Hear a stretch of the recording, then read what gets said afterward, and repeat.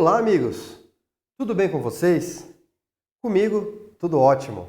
Eu sou o professor Milton e vocês todos sejam muito bem-vindos na nossa nova aula de Educação Física, de número 34, para vocês do sexto ano. Bem, pessoal, e na aula de hoje, nós vamos conhecer e nós vamos estudar hoje o forró. O forró é uma forma de expressão artística genuinamente brasileira, nascida no Nordeste, mas que tomou o Brasil e tomou o mundo todo. Olha que arrasta-pé bacana, gente. Quanta gente com sanfona, né? Aqui em São Bento do Sul, aqui no Sul em geral, nós temos o hábito de chamar, temos o costume de chamar isso de gaita, né? No São Paulo, para o norte do Brasil para cima, eles têm mais o hábito de chamar de sanfona. Tem algumas diferenças para um ou outro, eu não posso dizer para vocês, gente. Mas olha, o que eu garanto é que é um som muito bacana, muito contagiante. E esse pessoal aí, ó, é uma animação maravilhosa, né?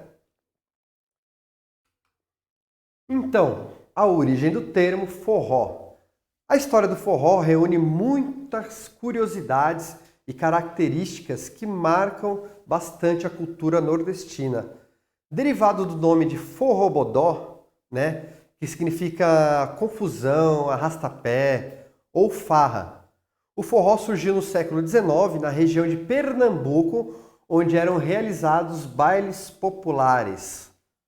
E aqui uma xilogravura, né, gente, de uma dança do forró, de um bailão de forró acontecendo. Qual que é a história do forró? Segundo historiadores, o termo forró chegou ao Brasil junto com escravos africanos, que naquela época eles eram enviados para o Rio de Janeiro e para o sertão nordestino. Além de referir-se às festas, o forró tornou-se um gênero musical também, consagrado no Brasil e pode tornar-se patrimônio cultural e material do país, né? Um patrimônio seria algo que a gente possui, que a gente tem, né?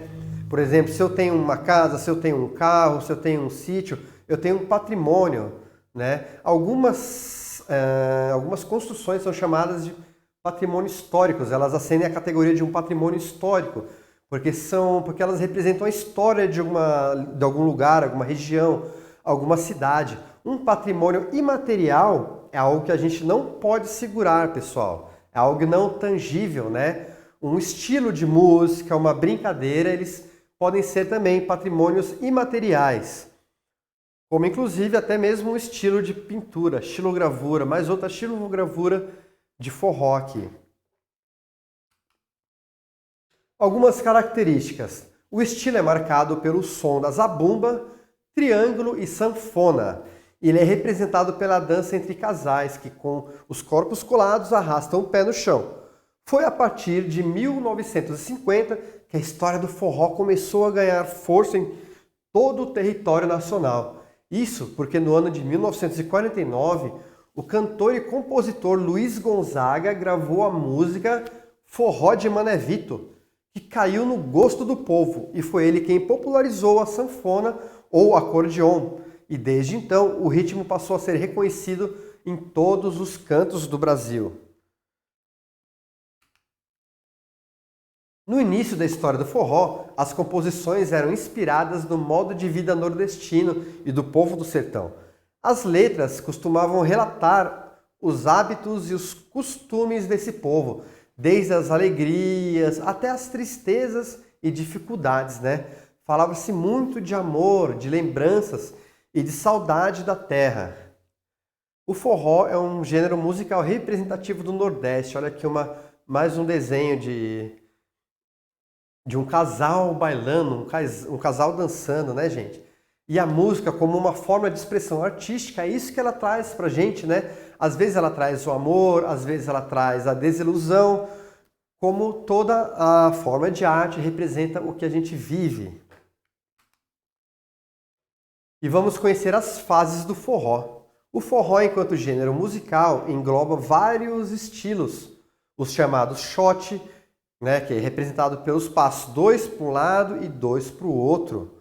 O baião, que possui uma coreografia marcada pelos rodopios, balanços e passos marcados, né? O chachado, que dança com movimentos laterais em que os dançarinos também arrastam os pés, e o tradicional arrasta-pé. São alguns dos mais conhecidos, né, da história do forró. E aqui um casal dançando forró se apresentando na virada cultural de São Paulo em 2008. Bem, gente, contudo, em meados da década de 70, no início da década de 80, com a chegada de novos instrumentos musicais no meio artístico, esse gênero começou a ganhar uma nova roupagem. A repaginada não se deu apenas no som, que passou a ser também, né, produzido com bateria, com guitarra elétrica, baixo, contrabaixo elétrico, além de teclado, saxofone, uau, um instrumento de sopro muito famoso no jazz, né? E a partir dos anos 90, mas também ganhou coreografias. Olha, pessoal, o forró é tão famoso que ele representa até, que ele tem até estátuas, né? Uma escultura em barro pintado de um sanfoneiro, um músico que integra as bandas de forró de Caruaru, em Pernambuco. Dessa forma, é possível dizer que a história do forró possui 3 fases distintas.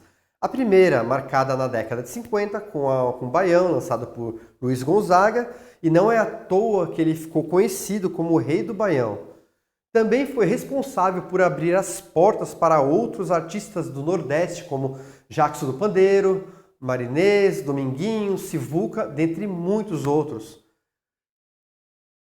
Olha aqui, mais uma foto de um grupo do pessoal se apresentando aqui, né? Em seguida, a partir de 1975, alguns artistas começaram a inovar a musicalidade, misturando os ritmos do pop rock com o forró tradicional. Destacaram-se nessa segunda fase Alceu Valença, Geraldo Azevedo, Elba Ramalho, Zé Ramalho, Gilberto Gil e Nando Cordel. Em meio à transição para a terceira fase, vale destacar alguns nomes regionais que consagraram-se no chamado forró universitário. Entre eles são Alciomar Monteiro, Petrúcio Amorim e Jorge do Altinho. E aqui a gente vê, né, uma foto de um disco chamado Grande Encontro, gente. Um disco muito bonito que não tem só forró, tem MPB, tem vários estilos musicais também. Já a terceira geração, iniciada nos anos 90, é conhecida pelo formato do forró eletrônico. Quando a sanfona cede espaço para o órgão eletrônico, com o estilo um ritmo mais elitizado, os artistas dessa fase mesclam outros gêneros musicais ao forró. A exemplo do sertanejo romântico, né? Nesse contexto, a formação de grupos compostos, muitos integrantes, bailarinas e bailarinos, tornou-se cada vez mais comum. Entre as bandas que atingiram sucesso no país e representam esse período da história do forró estão a Mastruz com Leite, né? Magníficos, Calcinha Preta, Aviões do Forró e muitas outras. Do pé de serra ao eletrônico, o forró é um estilo famoso nas festas juninas. É verdade que em algumas cidades da região Nordeste, como Campina Grande, Caruaru, a tradição é mais intensa, né? Mas não pode se negar que o ritmo contagia todos os estados brasileiros. E olha aqui, gente, o grupo Fala Mansa.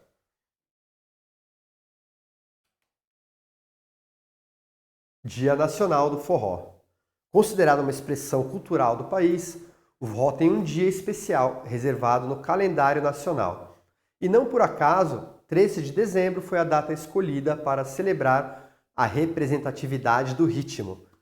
Instituído em 2005, né, o Dia Nacional do Forró também homenageia Luiz Gonzaga do Nascimento, né, o Rei do Baião.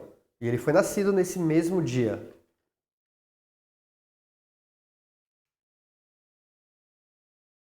Nossa Majestade aí, chamado também de forró tradicional ou forró pé de serra.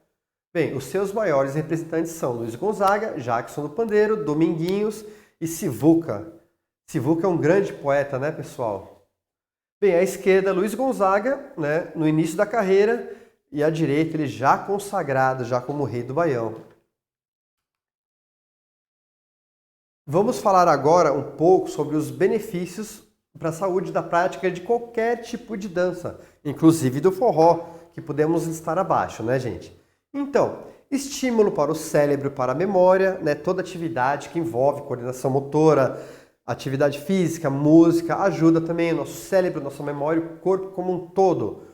Consequentemente, ajudando a combater pessoas que têm problema com depressão, né? Bem, gente, as danças em geral, elas melhoram a postura, tonificam os músculos, principalmente os da perna, né? Favorece a perca de calorias, né? E temos muitas outras. Mas informações sobre os benefícios da dança para o corpo, né? É só a gente clicar nesse link aqui para conhecer mais.